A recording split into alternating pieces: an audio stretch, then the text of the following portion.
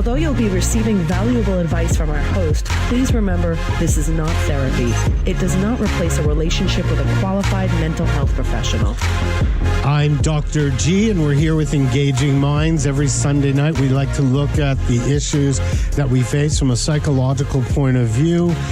And something I wanted to focus on that I feel compassionate about is this idea of caregivers and their families and how they overcome trauma. And with that, I wanted to talk a little bit about what's going on in Florida that I want to look at it from a different angle. One of the things we don't look at is the first responders and the caregivers that have to deal with these terrible traumas. And with that, to help us dig a little deeper and understand, are two gentlemen that are filmmakers, and they're focused on a new film that they made called Portraits of a Professional Caregiver. Their passion and their pain, it's broadcasting right now on PBS. They're going to help us dig a little deeper and try to understand how caregivers and family members deal with trauma. And that's going to be the first segment of the show. This next segment after that, we have two wonderful guests, and they are Dr. Carrie Nelson and Kimberly Hirsch. They are with Mid-Valley Hospice, and they focus on the End of Life Option Act. That's the act that allows people to make a decision, I'm just going to say, over their own faith, and they'll explain a little bit more. So let me bring on our two first guests. They are Rodney Wittenberg and Vic Comfer. Vic and Rodney, I want to welcome you to the show. Thank you very much. Appreciate your inviting us. It's great to be here. Oh, you're welcome. It's my pleasure. And I want to tell you, I got a chance to see the film, and I think it's amazing, especially the personal stories that these caregivers and first responders talk about. And I thought maybe you can address some of the main issues that these providers have to deal with. And I wonder if you can also, I'm going to give you quite a challenge, segue it and explain to us how people, let's say in Florida, would have had to deal with the recent shooting. Well, the issue of professional caregivers, and in the case of Florida, we're talking about the first responders, we're talking about police, we're talking about the medical personnel in the hospitals that do the emergency trauma work. Their story is so very, very important, but it's often not told and not recognized. Today, for example, I was reading in the paper, there were three fascinating articles about, and very sad articles about what happened there, but there was virtually no real mention or digging into the situation of the first responders, and they are often themselves traumatized through their intervention. Secondary trauma is an impact that a caregiver may experience who is trying to help a traumatized person. They're not having the direct primary trauma, but they may have a lot of different impacts upon them. For example, a real sense of grief and loss and sadness, of anger, resentment, of fear. They may, after the fact, have sleep disturbance, flashbacks, intrusive thoughts, nightmares. On the physical level, they may be experiencing appetite changes, fatigue, nauseousness. It's not unusual for first responders and people who are so close to tragedy to have a real sense that it happened to them, and they can be affected sometimes for many years. The first responders, for example, at Sandy Hook, there's been some research on them, and many of them are having major emotional problems. It was just so horrendous for them, especially the trauma of children and teenagers. It's especially hard for caregivers to be confronted with that. So we need to give them full attention and care. It's called caring for the caregivers, and to recognize their suffering along with that of the families. Of course, it's not as direct, but it's still quite powerful. You know, I wanted to share that with our audience because I do get emails from time to time about people who are caregivers and not knowing how to take care of themselves in the process. We're going to also deal with that on the second part of our show, and all of us are going to get to talk together. But you know, I have to ask you this question first. What inspired you to do this film? Because there's so many things someone can write or do creatively. Why did you guys choose this topic? Well, we feel like it's a hidden topic, and we wanted to bring the story out into awareness and consciousness. In addition to being a filmmaker, for many years I was working as a licensed clinical social worker in child protection. And part of the inspiration for me of the film, I saw so much really negative journalism and hypercritical journalism, and I thought, really, if we had a film that told the stories of the child welfare workers and of the therapists and the firefighters and others, maybe the treatment of these people would improve. Maybe there would be some empathy and understanding for the incredibly challenging work that these folks are called upon to do. So that was part of the inspiration for me, and planted the idea in my head. I started doing workshops on the subject of secondary trauma and staff resilience, because there really are ways to help people that are doing this work as long as it gets acknowledged. Sometimes the professionals themselves, through their training, have sort of been taught that if they're really good professionals, then they're going to always be objective. They're going to maintain a certain distance from a situation. But that we're learning from. But we're also human, so we have to realize. I know this as a psychologist. Yes. I get asked this question all the time. Yes. You know, how do you keep it together? And sometimes it's very difficult. I was wondering if Rodney can talk a little bit about what inspired him to do the film. Well, when Vic came to me with the idea, I've been making films for a long time, and I'm also a composer and worked on a ton of films. But I also ran a nonprofit that dealt with an anti-violence, anti-drug arts education program, and I saw firsthand what Vic was talking about, that impact of trauma, not only on my staff and on teachers, but on myself. And also, I've had friends and girlfriends. It's always funny to say that way. My girl, who are caregivers in some way, shape, or form, and I saw the impact of the work on them. And the real reason for making this film was we wanted to do three things. We wanted to shed a light on the issue for the general public, because most people don't think about when they're in a situation where they call a police officer or a firefighter or a first responder, or they're sitting with a social worker. What was that person doing before you encountered them? How many people did they work on already today, and what did that do to them? And how many people have they been working on all week, and have they slept? And I mean, there's so many questions that you could ask about this person that you're encountering who is there to help you.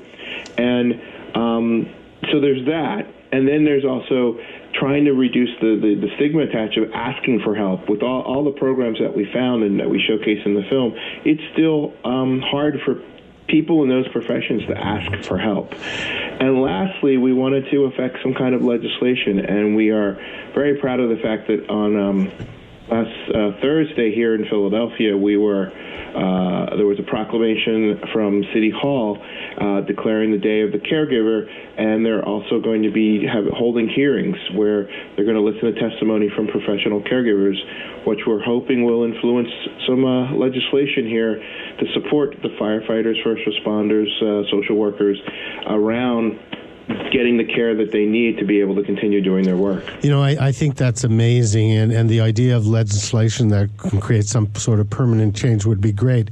I want to bring in my other two guests because they're dealing with so many similar issues with the End of Life Act here in California about being caregivers and how they deal with the issues themselves. So I'm going to bring them on. We just have a couple minutes, so I'm going to introduce them quickly. They're Kimberly Hirsch, who's an LCSW with Mid-Valley Hospice, and Dr. Carrie Nelson, and I'm going to let him introduce himself. Good evening. And Go ahead. My name is Kerry Nelson, and I am one of the medical directors for Mid-Valley Hospice, and I'm also a local practicing physician in Torrance. Okay. So you guys have been listening to Vic and Rodney talk about caregivers and some of the issues they face. I wonder if you can relate to what they're talking about in the work that you do. Kimberly? Sure, absolutely. The biggest thing I always tell my families is that in order to care for somebody else, you have to be able to care for yourself. And there's a lot to that.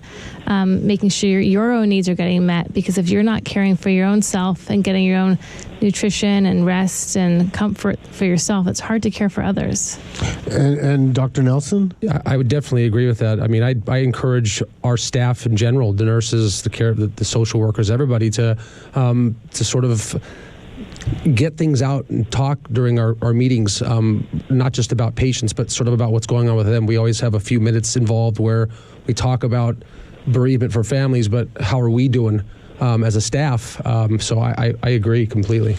You know, we only have a minute left, but one of the things I want to share is when I deal with people who are going through a lot of trauma, the caretakers and the family members, is convincing them that they don't have to be heroes. That all of us are taught, especially in the mental health profession, to try to learn how to take care of ourselves in the process. So I wanted our audience to know that too. And actually, if you want to call in, it's 1-800-222-5222. You can talk to any of our guests, and we're talking about caregiving and families. We're going to be back right after the commercial, and we're going to dig a little deeper. I'm Dr. G. If you want to email me, it's drhowardgluss@live.com. You heard me mention earlier on Mid-Valley Hospice, and they're here in Los Angeles in the Sherman Oaks area, but they serve the greater Los Angeles area. And what I love about this company is their compassion. And even though a lot of people say they're compassionate, as someone who's been directly involved with them, I got to say, if you're looking for people who are sensitive to the issues of hospice, you got to get in touch with Mid-Valley Hospice Care. Their number is 818-386-2600. That's 818-386-2600. If you miss that number, no problem. You can always get in touch with me, drhowardgluss@live.com, and I will forward that information to you. Vic and Rodney, I wanted to introduce you to Dr. Nelson and Kimberly. And Dr. Nelson had something very interesting he wanted to share with you about his experience at 9/11. Yes, I was in the New York area during 9/11. In fact, I was a resident at the time. And when you mentioned how the sort of wear and tear on caregivers, and we really don't know kind of what they go through until we interact with them, I think that was definitely prevalent during 9/11. I mean, we saw so many people affected by that whole tragedy and lives, and how many people were out in force to help out. We heard about some of the medical issues that some of these people had afterwards from being outside and exposed to it, but there's so much more to what a lot of these folks did and the whole sort of caregiving situation. So it dawned on me when they were mentioning Florida and up in the Connecticut area that there's so much similarity. Yeah, I mean, that also brings up the whole issue of the impact of national trauma. I mean, 9/11 hit everybody, and that's also something that just is never talked about. And the same thing with Florida. I mean, seeing those things on the news over and over again, it has an impact on all of us. And you know go ahead. Actually, no, but in particular, the caregivers. I mean, it would be. The caregivers really would be great if there was a support system set up for them in Florida, as they are set up for the students and the teachers and everyone, that after they go through such an event, that there was some debriefing and maybe even some counseling for them. When we were interviewing, part of your legislation that you may try to set up something like that? Yes, but could I just respond a little bit to Carrie's comment, which is regarding the caregivers at 9/11. When we were interviewing some of those individuals for our caregivers film, for example, firefighters from Philadelphia rushed up there to help, and from all the surrounding areas.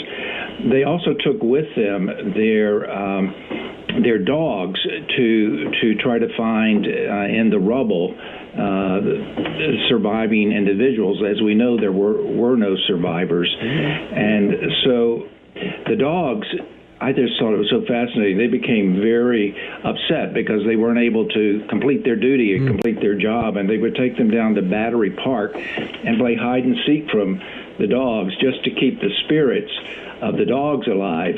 Now, if it affects animals that way, you can imagine the impact it would have upon the actual helpers. It took many of them months, even some years, to recover, and as we know, some of them have had medical problems because of their exposure. So it's both a emotional impact and sometimes a physical impact. These are very heroic people that intervened at that time and continue to need our support and understanding. And, I wanted to, actually, I'm going to ask Dr. Nelson and Kim to share something about their Compassion for the End of Life Act here in California. First, can you explain, Kim, what the act is, or Dr. Nelson, to our viewers who may not be familiar with it? And then you had a very interesting take on it, Dr. Nelson. Sure.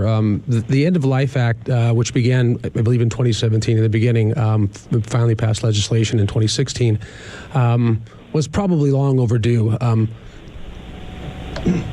From a standpoint of being compassionate, we are so compassionate to our animal friends, as you had just mentioned, when it comes to their time of need and when they're sick and sort of at the end of their lives.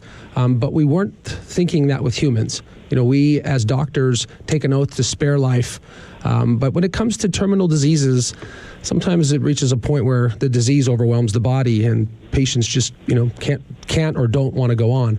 And so this act allows patients who are terminal with 6 months or less to live to have the ability to take a medication that will eventually put them to sleep forever. And patient does need to be of sound mind. Albeit that might be difficult to determine if someone's depressed or not at the end of their life. I would imagine we would be. But it does take a sound person, but also a couple of physicians do need to get involved in the process as well. It takes roughly about 17 total days, three physician visits on separate occasions to interview the patient and make sure that in no way are they being coerced by a family member or anybody else, and that they're doing this with their own volition. And at that point, they have the right or the option to take this medication that's been specially made up for them. I was going to ask you, Kimberly, you deal a lot with the families. Yeah. And if you can address that issue, what are some of the main issues the families face? Right. So I was going to add on to that, in addition to allowing our patient to die with dignity, it also gives the family a chance to express a lot of their thoughts and feelings and emotions during that time and not have to deal with the very end of life when the person is actually dying, which can be really horrific at times. This really gives everyone a chance to kind of come together and find a time to really show their love while the person is still well enough to express themselves as well. So, Vic and Rodney, in your film, can you share with our audience how you address the issue of bereavement with caregivers and family members? Well, we have in Caregivers film, we have a number of scenes that involve hospice workers, and for example, one of these individuals named Joan is seen working with a family, and she has not only wonderful bedside manner, but we see her interacting with the family in a compassionate way, helping them talk with each other and confront end-of-life issues. But then the following scene, we interview Joan as to what is her experience, and she talks about the cumulative effect that in her work, in about a 2-week period, she had 8 deaths of clients and families that she'd been very involved with. So we're looking at both the primary loss and trauma, end of death, and scenes like that, but also we're looking at how was Joan, the hospice social worker, affected by all of that. We also show in Caregivers film how the hospice staff, similar to what Carrie was just talking about, how they seek to take care of themselves. They have a ritual at the end of their weekly grand rounds where they light candles, and they have a reverent, quiet, reflective period among themselves where they honor the memory of the patients who have died recently, things that were meaningful to them about their work, ways of validating their team. And we have some shorts about this. If you go to our website at www.caregiversfilm.com, you can watch some of these shorts that include hospice and that kind of end-of-life experience. I'm wondering, and I would just add very quickly, on our website, there are a lot of resources on ways that you can do self-care and suggestions on how to deal with the impact of trauma, as well as links to other resources that are there's statistics, there's stats, and there's also ways of taking care of yourself. Howard, you also mentioned what are the legislative goals in this regard, and what we're looking for. Rod, I just want to address the same issue for a moment with Dr. Nelson and Kim, if they could share with us about how they deal with similar issues at their hospice center, and actually if people want to get in touch with them, how could they do so? And then, Wick, we'll get back to the legislation. Mm-hmm. I think because I do I've done a fair number of these end-of-life option visits with patients, I try to find creative ways for personally to defervesce, because you can't take it home with you. You're going to take some of it home with you, but you got to find a way to let it go. Comes in all different forms. It could be a walk down the beach. It could be going to exercise. I definitely agree with eating right and definitely getting enough sleep for getting through these things. But more importantly is being open and talking about it. We encourage, our staff to talk about these things, and I try to have an open dialogue with my wife and about the things that I see or encounter with the end. We're going to take a quick break for commercials. When we get back, we're going to talk to Kim, and she's going to share with us how she counsels patients to deal with the similar kind of issues. I'm Dr. G. If you want to call in, it's 1-800-222-5222. I want to bring our caller on, and her name is Brenda. She's in Manhattan Beach. Brenda, welcome to the show. Thank you. And why don't you share your question with our audience and our guests? I was curious as how the panel would handle a situation where the adult parent has made a decision for end of life and there's several children involved, and one of the adult children is just totally against it and very vocal about it, where the parent has decided that's what they would like to do, but the other children agree, but the one family member is very vocal and adamant that that not happen.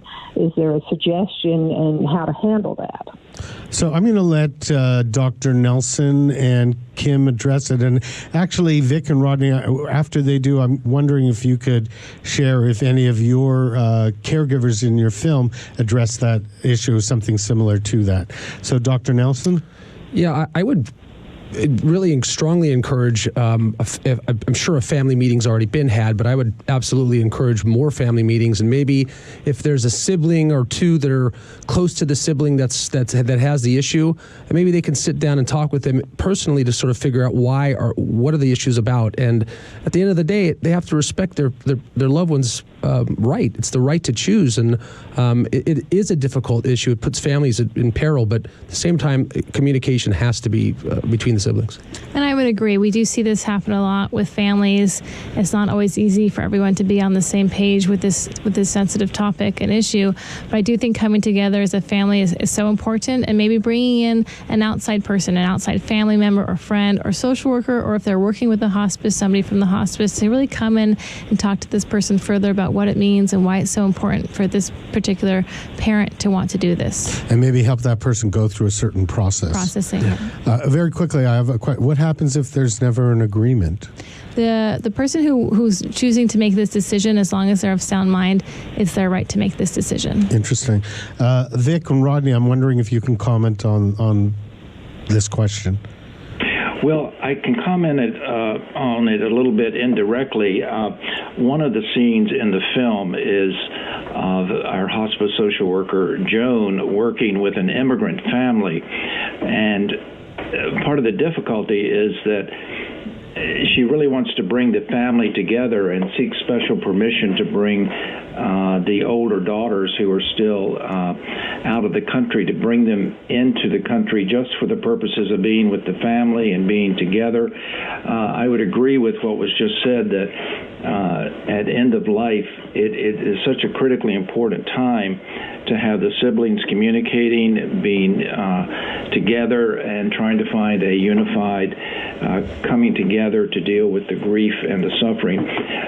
In this particular scene, it was not possible to bring the siblings over. She could not get the governmental permission to connect the family. They did succeed, I think, in having either some Skype calls or telephone calls as the alternative to bring the family together. But whether it's controversial, as in the question that Brenda asked, or if it's a more normal type of shall we say, everyone facing this individual's death together, it is such an important family time for people to be together.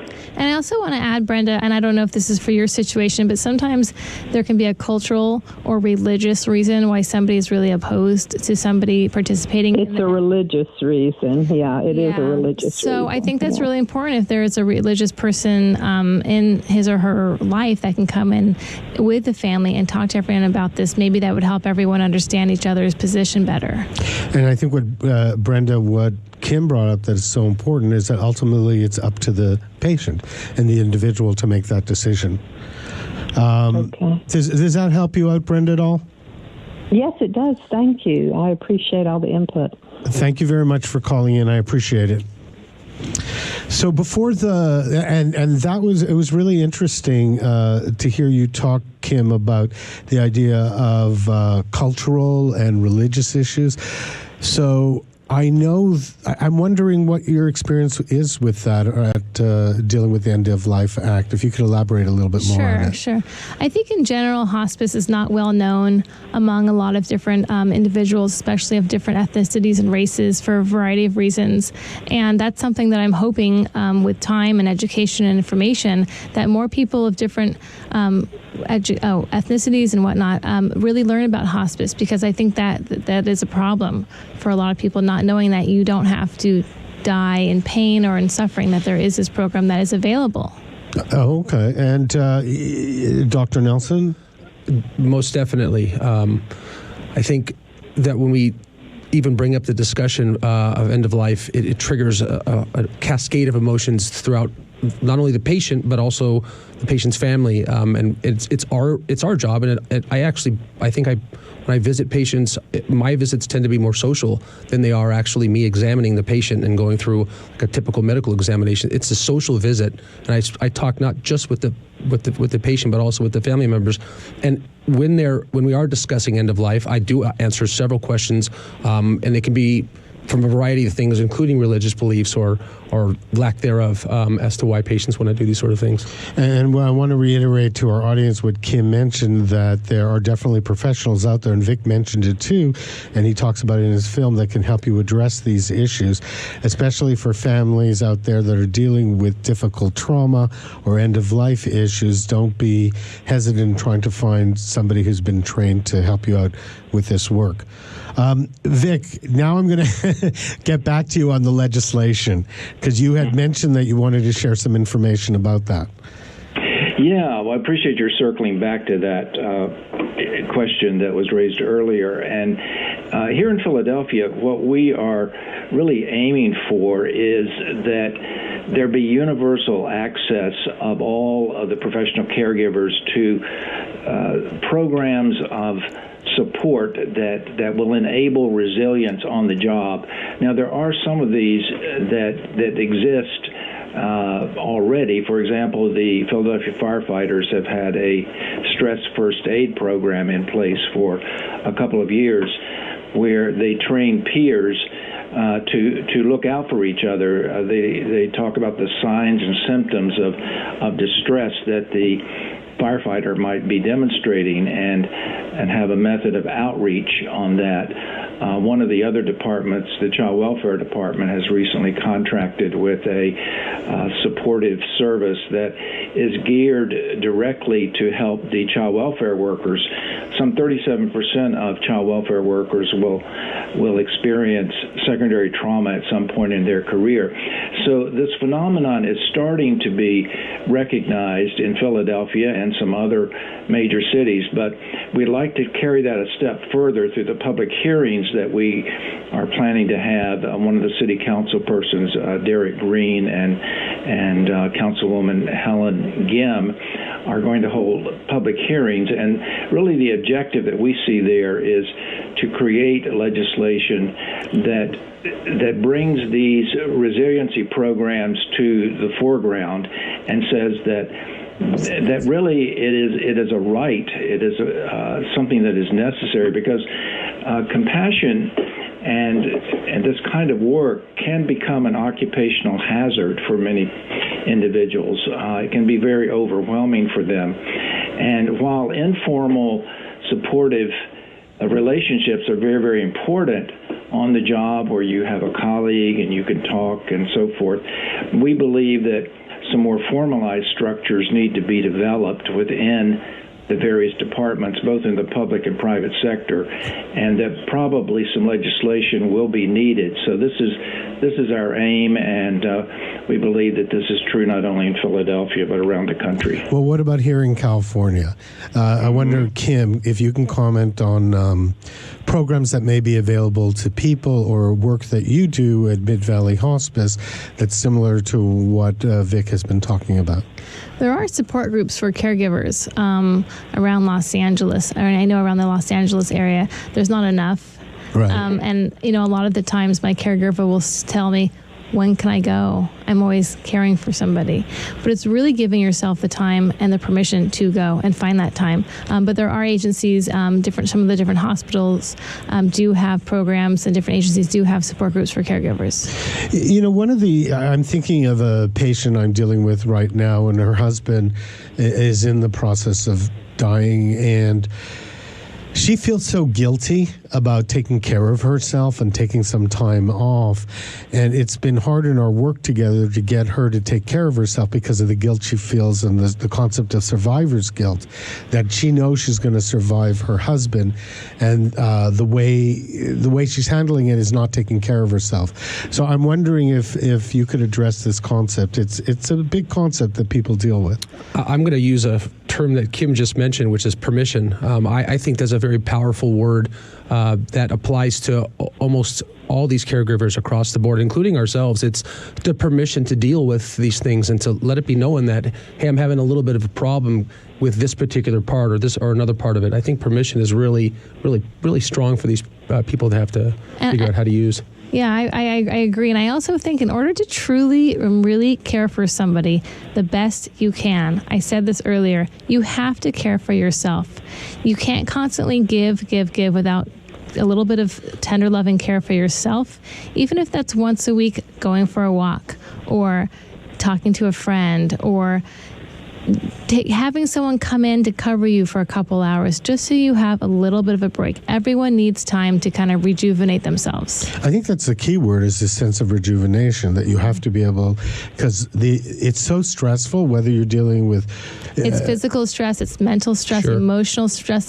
Then you bring in the financial and the legalities of those pieces that you have to take care of during this time. There is a lot to take care of, and trying to manage all of that on your own, you're really not able to give the best care you can if you're just trying to do it all yourself. And then you're going to end up getting sick yourself and not be able to eventually, ultimately take care of anyone. We're going to stop for a moment on the break, but one of the things I want to share with our audience that you could see through the work that Vic does and Rodney and at Mid-Valley Hospice is a sense of the complexity of this issue that we're dealing with, and that's why we're digging a little deeper. I'm Dr. G. We'll be back right after the commercials. So, Kim, why don't you go ahead? you mentioned the idea that we've been talking about certain caregivers, but we're leaving out a group of people.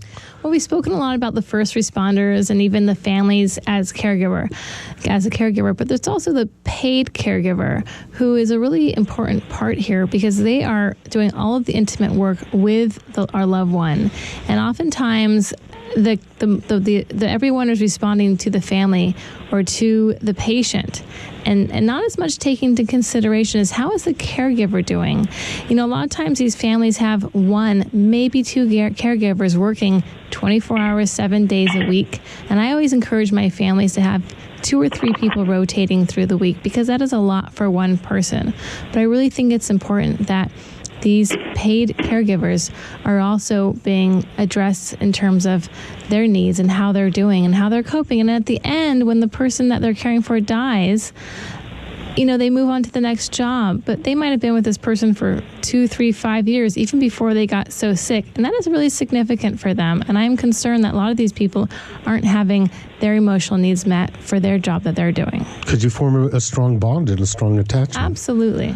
Dr. Nelson? We see that without a doubt. The number of actually private caregiving agencies that come into people's homes, I wonder if they have any kind of program set up inside the agency to provide stress relief or coping mechanisms to these private caregivers, because they certainly do spend the majority of their day and their lives caring for somebody else in dire and sometimes dire situations. And bereavement. Is there bereavement for these caregivers when their person that they were taking care of passed on? They suffer grief and loss just like family members do, without a doubt. Yeah, absolutely.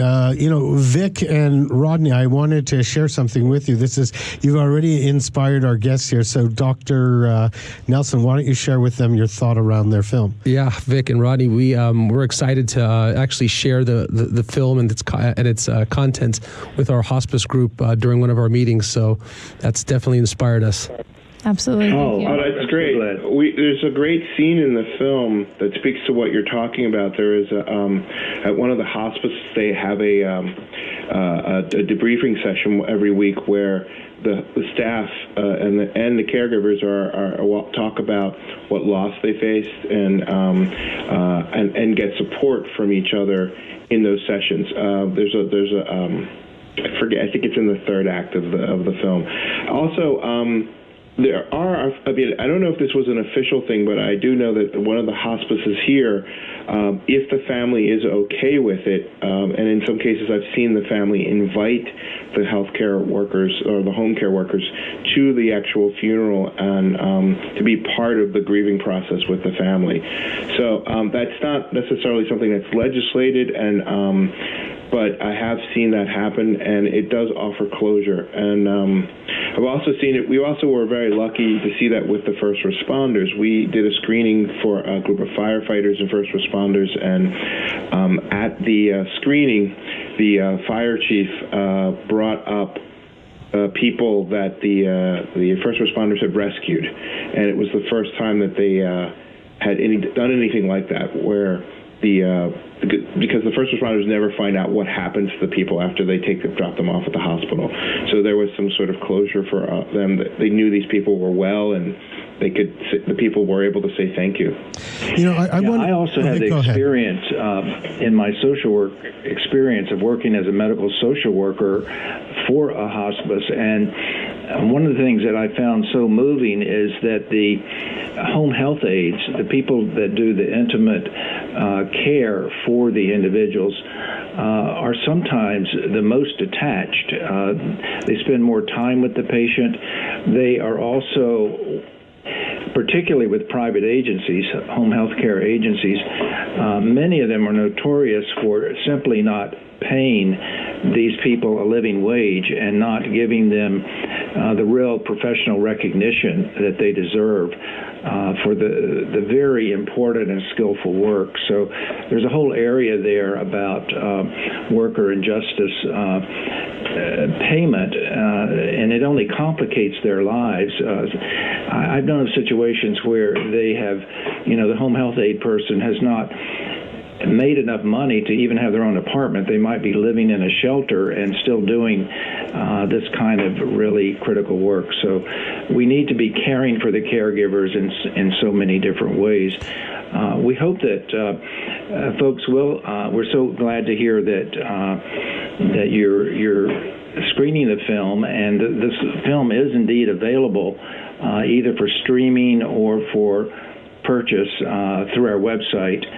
We also have a Vimeo account and an educational distributor, so it's all on the site at www.caregiversfilm.com.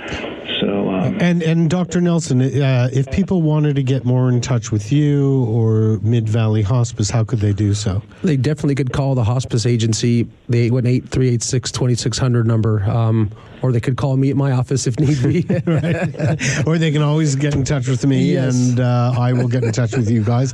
And Kim, if people wanted to get in touch with you directly, how could they do so? Again, right through Mid-Valley Hospice, the number that Dr. Nelson just listed, and we also have a website as well. With the time left, I want to go do a little bit of a roundtable. I know that a lot of times people have a thought that they really wanted to share and they haven't been able to share it because I keep cutting them off. And I'm going to start with myself. So I'll go around. I'll go to Dr. Nelson, Kim, and then Vic and Rodney. Just if you could take a minute and share sort of a final thought. And one of the things I've been thinking as I listen to you guys is that I wanted our audience to hear that how complex this issue is. And I know that everyone's just touching the tip of the iceberg, but for all those people out there that are caretakers on any level, I wanted you to hear this and be able to understand how important your work is and how important it is for you to get the necessary help while you're in this very difficult time. That was one thought. And my other thought, to bring it around to what happened in Florida, I'm hoping that sometimes, what I hear so much on the news is that people talking about that these kind of tragedies has become the norm. And that's so disturbing to me as a psychologist. And sometimes I'm wondering, what is it going to take to make some significant change? And I'm hoping by listening to the stories of caretakers, first responders, that maybe that will move people emotionally to try to create legislation that might make some permanent change. So that's my 2 cents. So I'm going to go to Dr. Nelson. My take-home thoughts were really more on the end of life, and some of the what at least what I see with families. It actually gives the family members, I believe that the act of talking about the end of life act gives family members and their loved ones a chance to talk about something maybe they have never talked about before, or they talked about it one time and it was kind of swept under the rug and people thought it was Kevorkian-like, but from 20 years ago. But now it's a much more humane act, a compassionate act. So we have 2 minutes left. So Kim, and I think a lot of everything that we've been just talking about comes down to communication and support for one another and for yourselves. Reach out if you need help and show kindness and compassion to the people you're caring for, but also for yourself, because in order to care for someone else, you must also care for yourself. I couldn't have said it better. And Vic? Well, I would just say that the caregivers need to be willing to express their own vulnerability and to recognize there's nothing wrong with it. There's no stigma to running into one's limits when one has had enough and needs a break. This is true both for professionals and for family caregivers. And Rodney? I think there needs to be a cultural shift around how we think about spiritual and mental healing. We are really good at going to the doctor if there's something physically wrong, and everybody can see it, and people respect that and honor it. But it's much harder for mental, emotional, or spiritual healing for people to recognize the value of that and how well hospice does that actually in treating the whole person as opposed to just the disease.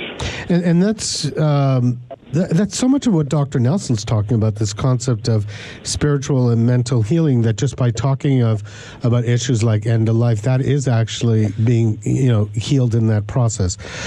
So I want to thank everyone for coming on the show, and it's been amazing to hear how much your lives have affected the lives of other people. Vic and Rodney, I want to wish you the best of luck with your film. Dr. Nelson and Kim, you're doing amazing work at Mid-Valley Hospice. And let me throw out that number again. It's 818-386-2600. That's Mid-Valley Hospice Care. We'll be back next week. I'm Dr. Gluss. If you want to email me any questions to either our guests or myself, you can just do it through me at drhowardgluss@live.com. Thank you. Thanks.